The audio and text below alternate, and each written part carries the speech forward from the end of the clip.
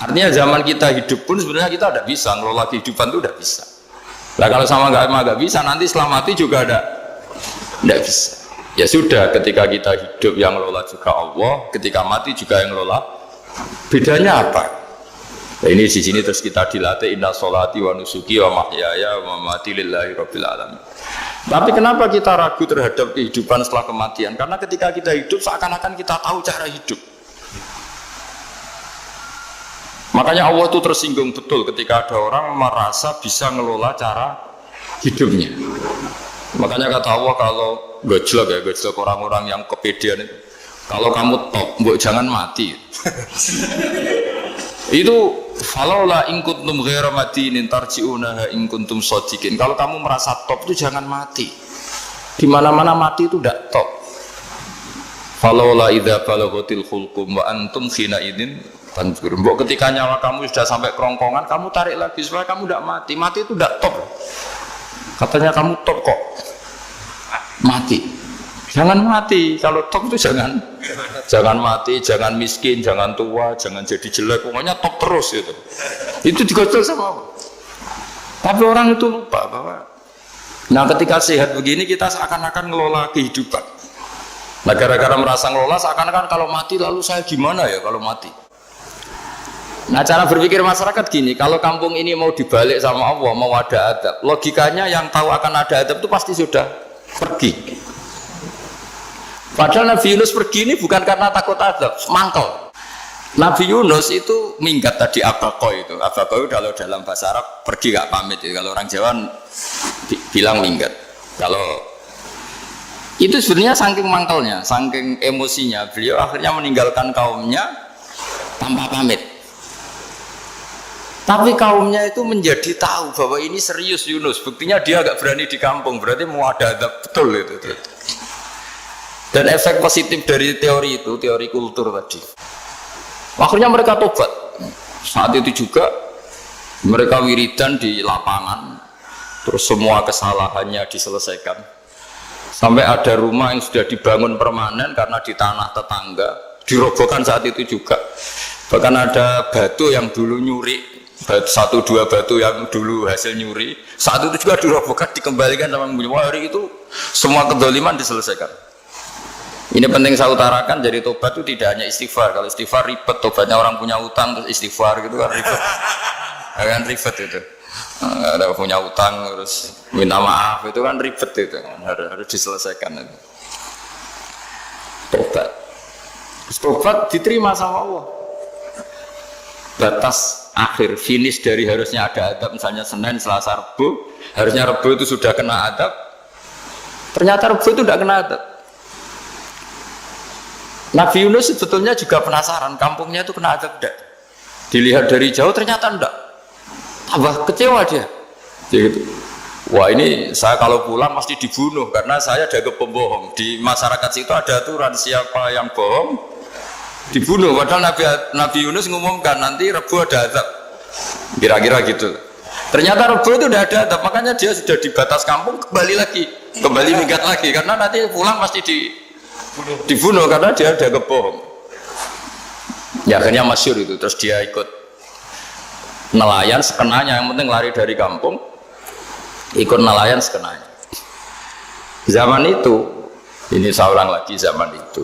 Nanti ini efeknya nanti ke tauhid. Zaman itu para nelayan tuh kayak sepakat. Kalau ada kapal atau perahu kok mau tenggelam, itu pasti ada yang minggat. Hanya minggat itu pergi tidak terhormat itu.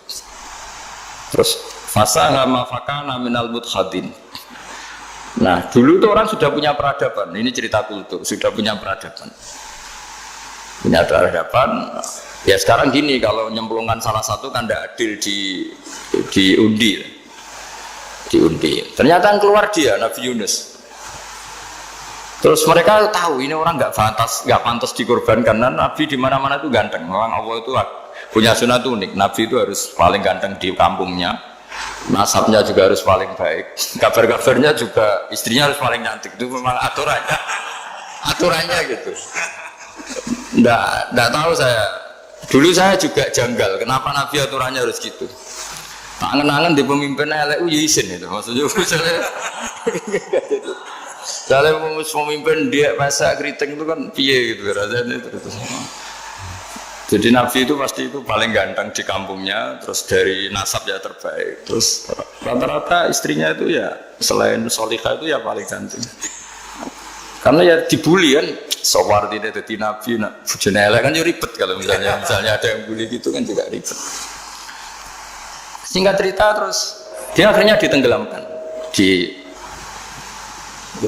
dibuang karena beliau seorang Nabi, faltaqamahul khut. Beliau ditelan ya.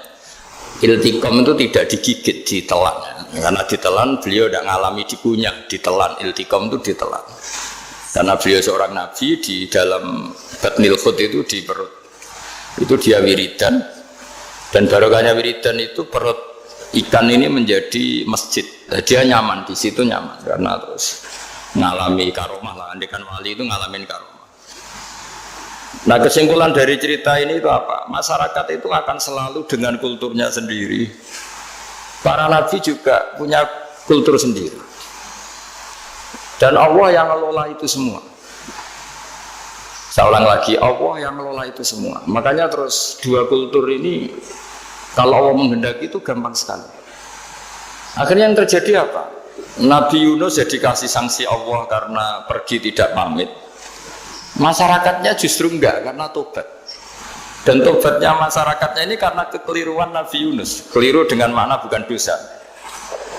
Andai kan Nabi Yunus saat itu kok di rumah ingin menyaksikan adab, itu masyarakat mesti gak percaya kan ada adab. Mau ada adab kok dia di rumah gitu. Jadi unik, Allah cara ngelola masyarakat itu unik. Nah dari keunikan-keunikan cara Allah ini kemudian lahirlah ilmu yang bernama ilmu tauhid, ilmu tawakal, ilmu pasrah nang pengiran gitu. Karena kemarin pas Pak Yusuf sama Bu Sulis sowan saya itu tak beri cerita agama itu milik Allah. Sehingga teori yang dikatakan manusia itu ya teori saja, tetap semua itu di tangan Allah. Ya saya saat itu cerita, misalnya saya ditanya, ini besi, materi besi dengan kaca itu kuat mana? Mesti kita menjawab kuat besi. Tapi saya yang mengendalikan besi dan kaca. Ternyata saya punya merencanakan menghancurkan besi, menetapkan kaca ini tak simpan, akhirnya puluhan tahun. Yang ini saya rencanakan saya hancurkan gitu. Andai kan si yang menjawab tadi tahu rencana saya mesti kuat bilang kuat kaca. Gitu. Semuanya contoh paling gampang tadi. Dinosaurus itu hewan paling kuat malah musnah. Pitik yang nggak kuat sampai sekarang. Karena Allah bikin dinosaurus itu punya rencana dihancurkan ya. Sementara ayam enggak, gue rame-rame dunia gitu. Sehingga ya sudah. Nah, agama itu seperti itu. Agama itu sesuai rencana Tuhan. Sehingga ini cerita Nabi. Sehingga Nabi itu kadang nggak tahu bedanya antara sesuatu yang punya data, punya perangkat-perangkat untuk menuju A misalnya, itu nggak tahu bedanya. Jadi kalau Nabi ditanya misalnya gini, onta itu lahir dari betinanya, dari indukannya bisa, ya bisa. Lahir dari batu, jawabnya ya bisa. Kalau dia seorang Nabi pasti jawab bisa. Jadi kalau Nabi ditanya mata air itu keluar dari bumi kedalaman 7 meter, bisa. Keluar dari sini, dari meja, jawabannya ya bisa. Karena Nabi itu saking dekatnya Allah, tahu betul bahwa perangkat di dunia ini tidak bisa mendikte Allah. Semua itu kehendak Allah.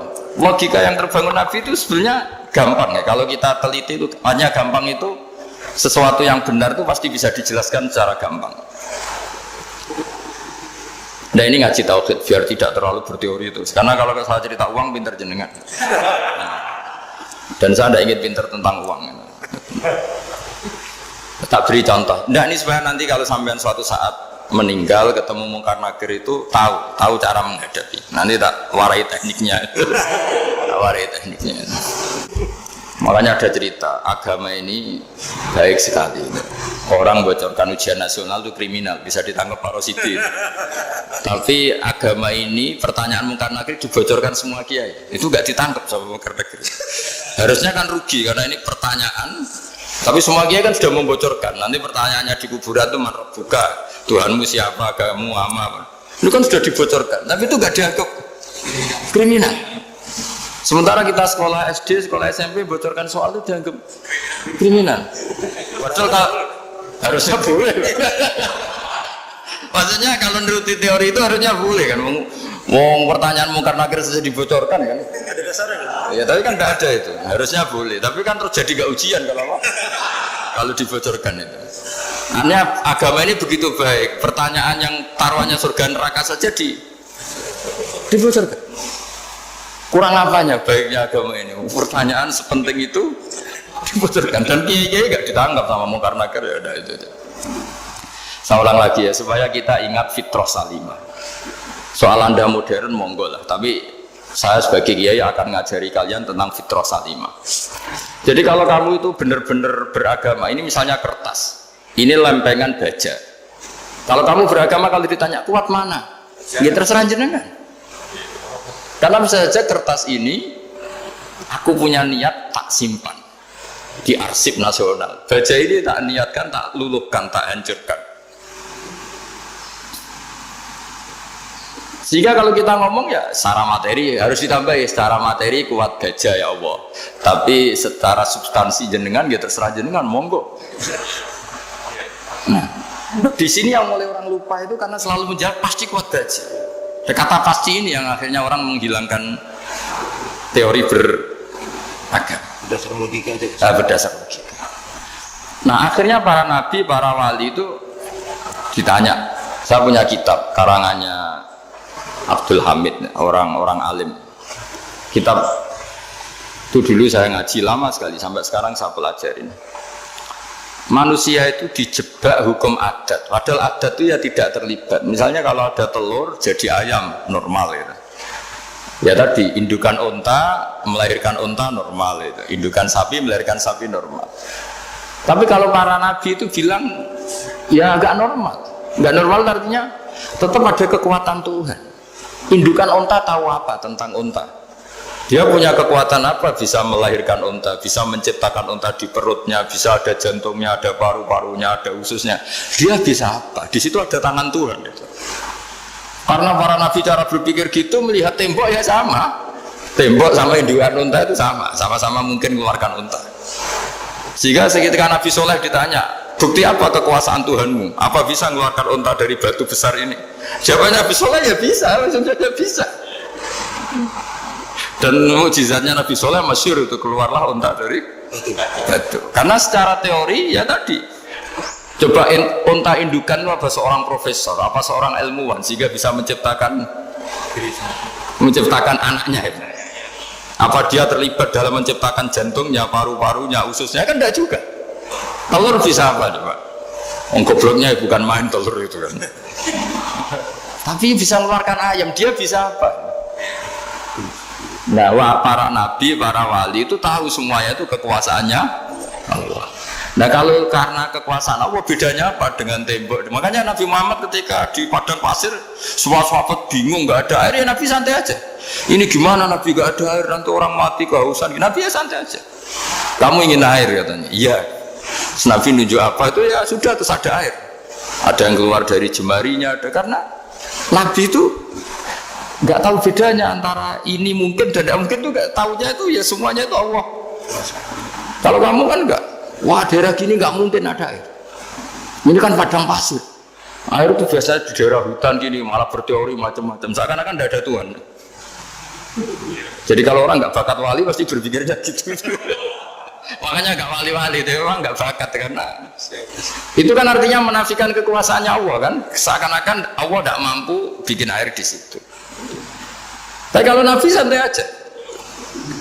Makanya Nabi Ibrahim ketika mau dibakar ya santai aja. Menurut beliau api bisa apa? Jadi itu meskipun hukum adat dia selalu berjalan. Normalnya api yang membakar di padang pasir, normalnya ya nggak ada air. Normalnya batu ya nggak mengeluarkan unta. Tapi kamu jangan terjebak oleh keseharian yang Anda lihat. Tetap di balik itu ada kekuasaannya Allah Subhanahu wa Ta'ala.